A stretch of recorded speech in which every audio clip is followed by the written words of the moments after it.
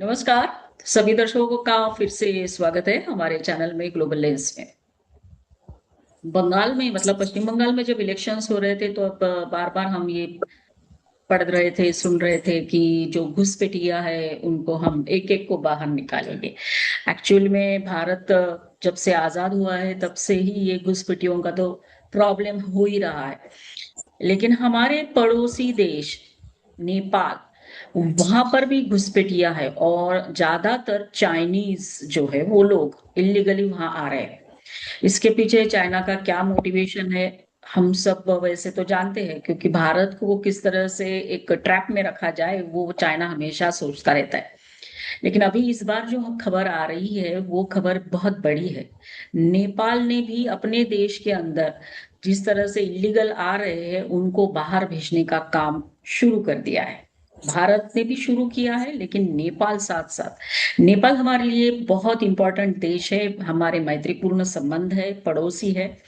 और साथ साथ अभी नेपाल फिर से उसी रास्ते पे जाने के लिए तैयार हो रहा है जिस रास्ते से वो अलग हो गया था। मतलब हिंदू राष्ट्र, एकमेव राष्ट्र था नेपाल, लेकिन अभी नहीं है। लेकिन अब फिर से हाँ। वो रास्ता हाँ। पकड़ा हुआ है। तो आइए आज इसी के ऊपर हम चर्चा करेंगे। और चर्चा के लिए हमारे बीच उपस्थित है हमारे विशेष अतिथि वरिष्ठ पत्रकार जयवंत पंड्या सर। सर, आपका बहुत स्वागत है सर। सर नमस्ते आप, वर्षा जी। यस सर, नमस्ते सर। और नेपाल ने सर काफी बड़ा काम शुरू कर दिया है। चाइना के जो इलीगल है साथ साथ बहुत सारे कंट्रीज के है उनके देश में भी। तो सर आप क्या कहेंगे इसके बारे में? वर्षा जी, इसके पीछे थोड़ा इतिहास हम देखें तो बहुत अच्छा रहेगा। नेपाल और भारत का संबंध है वो सहोदर का संबंध है। ऐसे भूभाग अलग है, सीमाएं अलग अलग है। और प्रशासनिक व्यवस्था से हम देखें तो प्रशासनिक व्यवस्था अलग है, किंतु भाषा, लिपि, मतलब वो लिखते हैं तो देवनागरी लिपि में लिखते हैं। भाषा भी बहुत हद तक हमारे जो उत्तर प्रदेश, उत्तराखंड, बिहार आदि की जो भाषा है तो मिलजुल कर हम रहते हैं। और वहाँ पर वीजा नहीं लगता है। वहाँ पर जाने के लिए वो भी हमारे यहाँ आते हैं, सैनिक के रूप में भी हमारे यहाँ काम करते हैं, कई घरों में भी काम करते हैं, सुरक्षा कर्मी के रूप में भी काम करते हैं। हम भी वहाँ जाते हैं। और हमारी जो श्रद्धा का एक बहुत बड़ा केंद्र है पशुपतिनाथ, ये वो भगवान पशुपतिनाथ का मंदिर है, काठमांडू में है। बिल्कुल। किंतु वहां पर बहुत वर्षों तक हिंदू राष्ट्र रहा वो। किंतु जब भी अटल बिहारी वाजपेयी की इधर सरकार थी, एनडीए सरकार, उससे पहले थोड़ा पीछे जाना पड़ेगा। राजीव गांधी जब प्रधानमंत्री थे तो उस समय राजीव गांधी को किसी बात पर नेपाल के प्रधानमंत्री हो या राजा हो, मुझे एग्जैक्ट याद नहीं है, लेकिन उनका ईगो हर्ट हो गया। और उसके बाद जो क्या है कि देश के रूप में यदि आप सोचते हैं तो कभी कभी आपका ईगो है वो आपको लेट गो करना पड़ता है, क्योंकि देश की बात आती है। लेकिन वो इतनी बात आ गई कि हमने नेपाल की उपेक्षा करनी शुरू कर दी। और सर, इसके बाद हम 90s के डिकेड में, आपको याद होगा कि नेपाल से आईएसआई की प्रवृत्ति बहुत बढ़ गई थी। इतना ही नहीं, इतना ही नहीं तो नेपाल में चीन की दखल बढ़ गई। और अटल बिहारी वाजपेयी की सरकार थी तब, ये कोई सरकार से जोड़ने की बात नहीं, लेकिन मैं पीरियड याद दिला रहा हूँ कि 2001 या 2002 के आसपास नेपाल में राजा के हत्या हो गई। और उसका आरोप है वो उसके बेटे, या मुझे एग्जैक्ट घटनाक्रम याद नहीं है अभी, तो एकदम याद नहीं आ रहा है, लेकिन ऐसी बात थी। तो उस समय से आप देखें तो राजाशाही वहां पर खत्म हो गई, समाप्त हो गई। और इसके बाद वो हिंदू राष्ट्र मिट गया। और वहां पर जो सरकारें आने लगी वो एकदम वहां पर, जैसे हमारे यहाँ मोर्चा सरकारें आती थी वैसे ही वहां पर होना शुरू हो गया। और उस कारण धीरे धीरे सिंह के इशारे पर वहां की जो कम्युनिस्ट पार्टी है वो सत्ता में आने लगी। और सत्ता में आने से के बाद ऑफिशियली हिंदू राष्ट्र वो नहीं रहा। यस। और इसके बाद हम देख सकते कि जो याकूब मेमन या कुछ ऐसे आतंकवादी है वो पकड़े जाते थे वहां पर। और नेपाल से जो नकली नोट है वो भी आती थी। तो बहुत सारी ऐसी प्रवृत्तियां नेपाल में होने लगी। धीरे धीरे ये स्थिति हुई कि 2014 में जब मोदी सरकार आई तो उन्होंने पहले वो विदेश नहीं गए। वो उन्होंने अपने भूटान गए और नेपाल और श्रीलंका ऐसे ऐसे देशों में गए और उन्होंने अपने ये पड़ोसी देशों से संबंध बनाना अच्छा शुरू किया। हालांकि जब हम बात करते हैं तो शपथ में ही उन्होंने सार्क देशों मतलब जो हमारे पड़ोसी देश है उनको बुलाया बुलाया था। तो एक बहुत ही बड़ी घटना थी वो अपने आप में, क्योंकि अभी तक के शपथ में किसी ने किसी प्रधानमंत्री के शपथ में पड़ोसी देशों के प्रधानमंत्री आए हो ऐसा नहीं था। और पाकिस्तान से संबंध खराब होने के उपरांत भी नवाज शरीफ को वहां से आने देंगे कि नहीं, वो एक उस समय बहुत बड़ी न्यूज आइटम बना करती थी।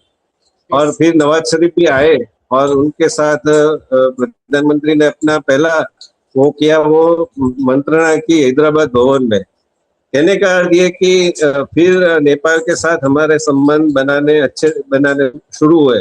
किंतु चीन भी हमको याद है कि बीच में उसकी जो एक डिप्लोमेट थी, उसके जरिए उसके माध्यम से हनी ट्रैप करना और उनके जो मंत्री थे उनको अपनी तरफ खींचना, वो हम इन्वर्टेड कॉमा में समझ सकते हैं कि क्या होता होगा। इसके कारण और हमारा भी मतलब ये कोई कहने की बात नहीं है, जैसे धुरंधर फिल्म है या फिर हम आज भी देखते हैं कि अभी एक पाकिस्तान में लश्कर ए तोयबा का आतंकी है, वो नमाज पढ़ते समय मृत्यु यस। शिकार हो गया। यस। तो ऐसे हमारे बीच एक मिनट तो चलता है ना, हम वो कोई ऑफिशियली सरकार थोड़ी बोलेगी, लेकिन चीन की इशारे पर उनकी सरकार केपी ओली शर्मा हो, प्रचंड हो, ऐसे ऐसे प्रधानमंत्री आते गए। उनका कुछ कभी उनका आया, कभी भारत के प्रति अनुकूल हो, ऐसे प्रधानमंत्री आए। तो कहने का अर्थ ये कि आहिस्ता आहिस्ता अभी ऐसी स्थिति आ गई है कि अब फिर से नेपाल में हिंदू राष्ट्र बनाना।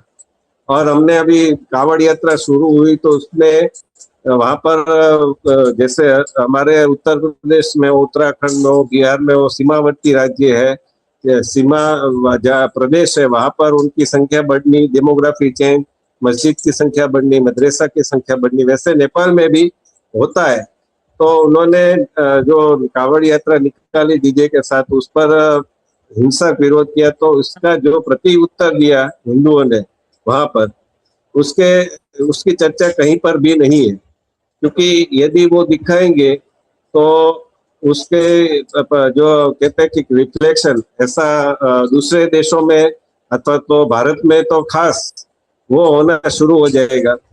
तो उसमें हमने देखे कि मुसलमान भगाओ देश बचाओ ऐसे नारे भी लगे। उनके साथ उनकी मस्जिद पर हिंदू जो है वो ऊपर चढ़ गए और वहां पर भगवा लहरा दिया। ऐसी बहुत सारे वीडियो हमारे पास आए, लेकिन हम उसकी अधिकृतता नहीं कह सकते। लेकिन ऐसा कहा जाता है कि हिंदुओं ने भी मुसलमानों को अच्छा उत्तर दिया है। और इसी कारण से नेपाल में आज और हमको ये एक मानना पड़ेगा कि परम पूज्य शंकराचार्य जी पुरी के जो है निश्चलानंद जी सरस्वती, उन्होंने बहुत समय पहले कुछ आगाही की थी जिसमें केदारनाथ की आगाही उनकी भविष्यवाणी वो सच हो गई। इसके बाद उन्होंने ये भी कहा था कि नेपाल हिंदू राष्ट्र बनेगा और नेपाल के हिंदू राष्ट्र बनने के बाद भारत में भी वो प्रक्रिया शुरू हो जाएगी। तो ये आगाही, ये भविष्यवाणी हमको लगती है कि आज या कल नजीक मतलब नजदीक के भविष्य में वो साकार होती हम देख सकते हैं। Yes sir. सर, जहाँ तक इलीगल माइग्रेंट्स जो नेपाल में हैं उनको निकालने का काम उन लोगों ने शुरू किया है। चाइना सबसे ज्यादा है। अमेरिका के भी कुछ लोग वहां पर देखे पाए गए, और बांग्लादेश के भी है। सर, सबसे ज्यादा चाइना के पाए गए। इसका मतलब ये हुआ कि नेपाल को चाइना एक टूल की तरह यूज कर रहा है क्योंकि उसको पता है भारत के खिलाफ कुछ करना है तो नेपाल को यूज कर सकते हैं। आपने जो कहा सर, शायद कि हमारे रिश्ते राजीव गांधी के काल के दरमियान ही खराब होना शुरू हुआ। उसके पीछे मुझे याद है, मैंने पढ़ा था, आई थिंक सोनिया गांधी को पशुपतिनाथ मंदिर जाना था और वहां पे सिर्फ हिंदुओं को ही अलाउड है। और जब ये इच्छा जताई गई तो राजा जब थे नेपाल के, तो उन्होंने कहा मैं इसमें कुछ नहीं कर सकता क्योंकि सिर्फ वहां हिंदुओं को अलाउ किया जाता है। वो खुन्नस उनके मन में शायद थी, और उसके बाद ऐसा कहा जाता है हमारे रिलेशंस नेपाल के साथ फिर बिगड़ते चले गए। लेकिन आज फिर से देख रहे हैं हम उस थोड़े बहुत सुधार हो रहे। सर बेसिकली मेरा प्रश्न आपसे ये है कि हम सबको पता है कि चाइना किस तरह से भारत के ऊपर अंदरूनी कार्रवाइयां करने में हमेशा तत्पर रहता है, पाकिस्तान को भी यूज करता है और नेपाल को भी वो यूज करना चाहता है। तो ये जो है अभी चाइनीज इलीगल माइग्रेंट्स को निकालने का काम, ये सर एक बहुत बड़ा काम होगा, हमारे रिश्ते इस सुधारने में एक बहुत बड़ा एक कदम हो सकता है। वर्षा जी, इसमें ऐसा है कि नेपाल को अस्थिर करना, अस्थिर रखना, जैसे भारत को भी अस्थिर रखना, हमने हाँ। हम ये बात नहीं कहते। हम तो जो भी अच्छा प्रधानमंत्री होता है उसके प्लस और माइनस पॉइंट हो सकते हैं, लेकिन जब भी इतना मजबूत कोई इंदिरा गांधी थी तो उस समय भी अमेरिका ने जो उनको अस्थिर करने की कोशिश की थी, खालिस्तान को ओपनली सपोर्ट कहाँ से मिलता है? खालिस्तानी कहाँ पर बैठे हुए? America, Canada, Britain, Germany, Australia आदि जगह पर बैठे हुए। तो हम ये नहीं कह सकते। हम नरेंद्र मोदी आए तो नरेंद्र मोदी के समय खालिस्तानी का, और अटल बिहारी वाजपेयी सरकार थी तो उस समय जो संसद पर आक्रमण हुआ, उसके बाद कारगिल हुआ, पहले कारगिल हुआ, फिर संसद पर आक्रमण हुआ, और पोखरण का परमाणु परीक्षण तो अटल सरकार ने आते ही कर दिया था।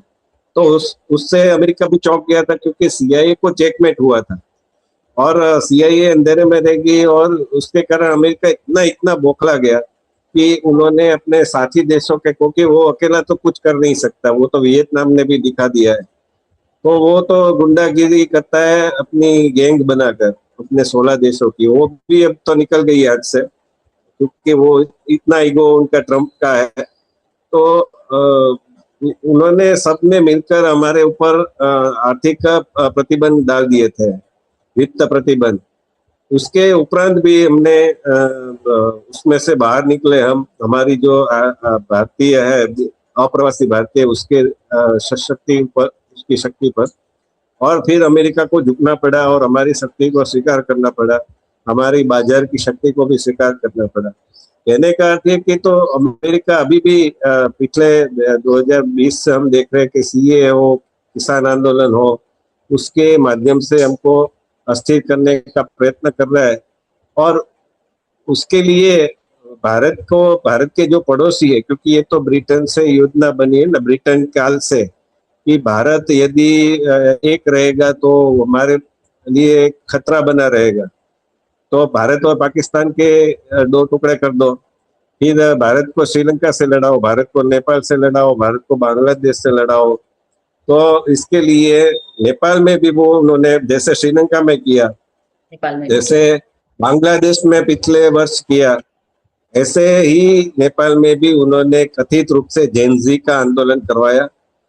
आप देखिए कि जिनको ये लोग बिठाना चाहते हैं उनका पहले ही वो बखान करना शुरू कर देते हैं। जैसे अरविंद केजरीवाल को मैक्सेस से वोट दिया, जैसे अभी सोनम वांगचुक है, उसको इतना बड़ा कर दिया, उनकी CNN IBN चैनल ने उनको अवार्ड दिया था। और अपनी जो उसका क्या नाम था, मैं भूल गया हूँ, पहली पत्नी थी सोनम वांगचुक की, वो अमेरिका से आई थी। अच्छा। उस समय तो सोनम वांगचुक की 2-3 वर्ष ही हुए थे उसकी संस्था को, लेकिन वो कीर्ति कैसे वहां पर यश पहुंच गया कि वहां से वो ढूंढते ढूंढते इधर आ गई, जब कश्मीर में इतना आतंकवाद था चरम सीमा पर, तो उससे शादी कर ली। तो कहने का अर्थ है कि वो एक अपने जो जिसको बिठाना चाहते हैं उसको पहले ये स्वच्छ प्रतिभा, और उसको तो ऐसे बालेन शाह को भी उन्होंने टाइम मैगजीन में, जो काठमांडू के मेयर थे, आप सोचिए, आज मुंबई के मेयर हो हैदराबाद का कोई मेयर हो, कोलकाता का हो या दिल्ली का हो या फिर अहमदाबाद का हो, तो उसको वो टाइम मैगजीन में कैसे चमकाएंगे? तो काठमांडू के मेयर को बालन शाह जब थे, तब उसको टाइम मैगजीन में बहुत ही पावरफुल पर्सन है ऐसा करके उन्होंने चमकाया। और आप देखिए कि जैसे जेनजी का आंदोलन हुआ, जैसे अमेरिका में मोहम्मद यूनुस को बिठाया, वैसे जेनजी का आंदोलन करके फिर बालन शाह प्रधानमंत्री बने। लेकिन उन्होंने फिर से वो सोशल मीडिया पर बांध के विरुद्ध ये आंदोलन हुआ था। उसके बाद धीरे धीरे भारत ने भी अपने प्रयत्न शुरू किए। तो आज हम देख सकते हैं कि नेपाल में नेपाल क्या है कि भारत के पड़ोसी देश होने के कारण वो अमेरिका का भी एक सेंटर बना हुआ है कि वहां पर अमेरिका भी हस्तक्षेप करता है, और चीन भी अपना वो बनाना चाहता है उसको पिट्ठू। तो चीन यस, भी अपनी खेल खेलता है। तो लेकिन नेपाल ने वो करना शुरू कर दिया, और नेपाल ने पिछले 5 वर्ष में, आप विश्वास नहीं करेंगे, भारत जो नहीं कर सका है वो नेपाल ने कर दिया। और पिछले 5 वर्ष में जो सब विदेशी नागरिकों को पकड़ पकड़ के वो निकाल रहे हैं, और उसमें सबसे बड़ी जो संख्या है वो चीनी नागरिकों की। यस, 600 से ऊपर वो चीनी नागरिक है, और कुल विदेशी जो नागरिक है उसमें उसकी जो प्रतिशत निकाला जाए तो 30% चीनी नागरिक है। आप यस, सोचिए। यस, यस, और यस। दूसरे नंबर पर कौन है? अमेरिका है। हाँ। तो ये एक रूप से कहा जाए तो ये भारत की बहुत बड़ी जीत है, विदेशी नीति की, कूटनीति की। ये कोई कहता नहीं है कि हम क्या खेल खेलते हैं। ये समझने वाली बात होती है कि क्यों चीनी और अमेरिकी नागरिकों को निकाल रहा है। क्यों भारत में भी म्यांमार सीमा पर अमेरिकी नागरिक और 5 यूक्रेन नागरिक पकड़े जाते हैं? पकड़े गए क्यों हैं। बेंगलोर में जो टीटीआई करके संस्था है, क्रिश्चियन मिशनरी, उसके विरुद्ध यूएपीए लागू होता है, जो छत्तीसगढ़ में माओवादी विस्तार में अपने बैंक, विदेशी बैंक के डेबिट कार्ड के जरिए वो पैसे बांट रही थी। तो यस, ऐसे लोगों के विरुद्ध कार्यवाही हमारे यहाँ पे होती है। लेकिन हमारे यहाँ क्या तकलीफ है कि हमारे यहाँ जो बुद्धिजीवी है, पत्रकार है, सुप्रीम कोर्ट सबसे बड़ी, तो यस, सुप्रीम कोर्ट में भी रोहिंग्या और बांग्लादेशी उनके प्रति थोड़ी सहानुभूति रखनी चाहिए। ऐसे बीच में आए थे, अभी तो लास्ट में नहीं आया, लेकिन वहां पर भी ऐसा तो आ जाता है। लेकिन नेपाल में ये होना है, मैं बहुत बड़ा शुभ संकेत मानता हूँ कि नेपाल छोटा सा देश होने के उपरांत भी वो ऐसा कर सकता है हिंदू राष्ट्र की बनने की दिशा में।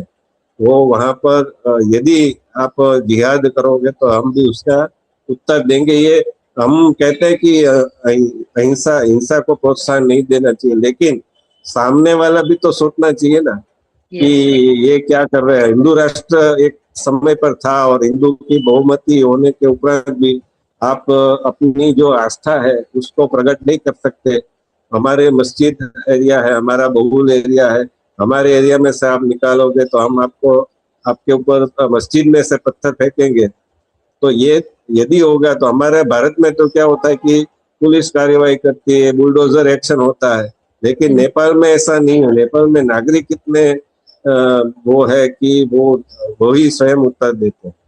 यस। और यही हमारे लिए सर एक बहुत अच्छी खबर मानी जाएगी कि जिस तरह से इलीगल माइग्रेंट्स को निकाल रहा है, और भारत शायद भारत भी अपने आप को ये सुरक्षित कर पाएगा अगर नेपाल हमें सहयोग करे, क्योंकि हमने देखा कि कितनी सारी घटनाओं को अंजाम दिया गया आतंकवादियों के द्वारा नेपाल से एंटर होते हुए।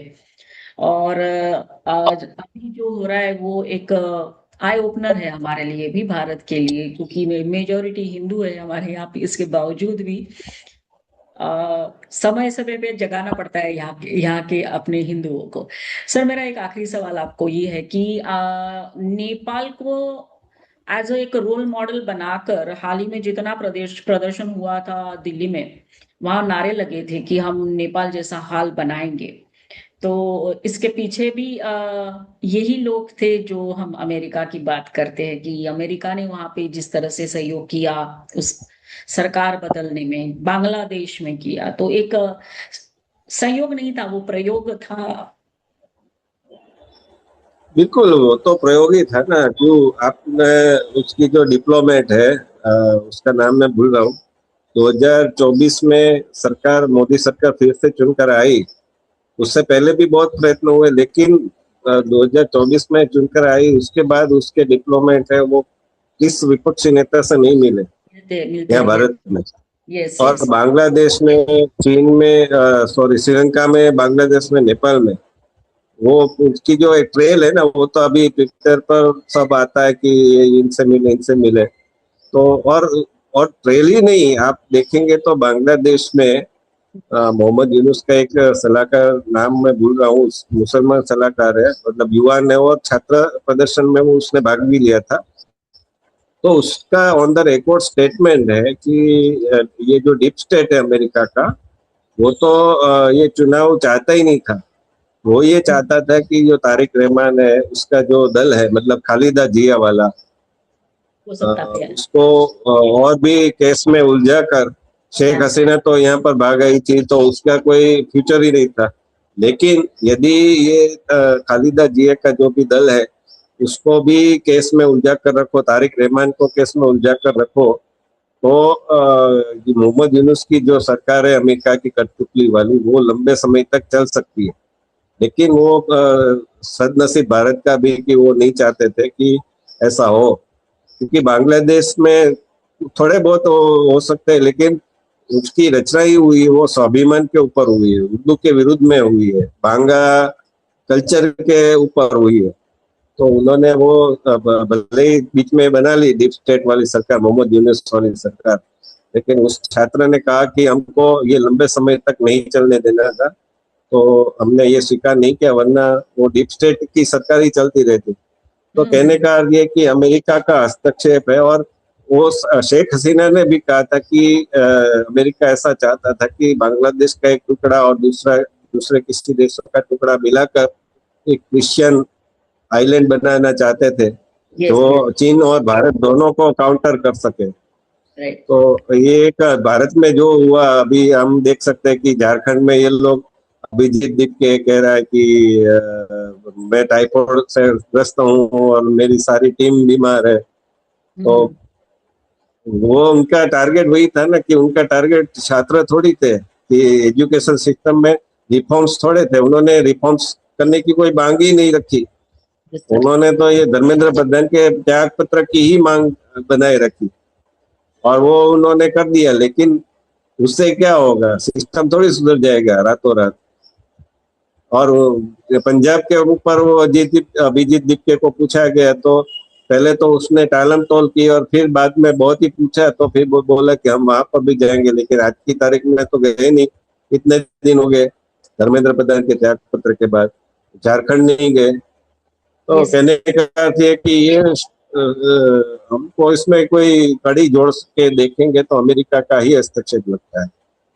Yes sir. और अभी तो फेसबुक ने, मार्क जुकरबर्ग ने भी कह दिया हाँ यस कि राइट। इसमें बहुत सारे पैसे मिले थे प्रमोट करने के लिए। तो सर धन्यवाद सर, आप हमारे साथ जुड़े। और सभी दर्शकों को कहेंगे कि हमारा ये वीडियो जरूर देखिए, लाइक करिए, कमेंट करिए, शेयर करिए और चैनल को सब्सक्राइब करिए। जय हिंद सर, वंदे मातरम, जय श्री राम। जय हिंद, वंदे मातरम, जय श्री राम।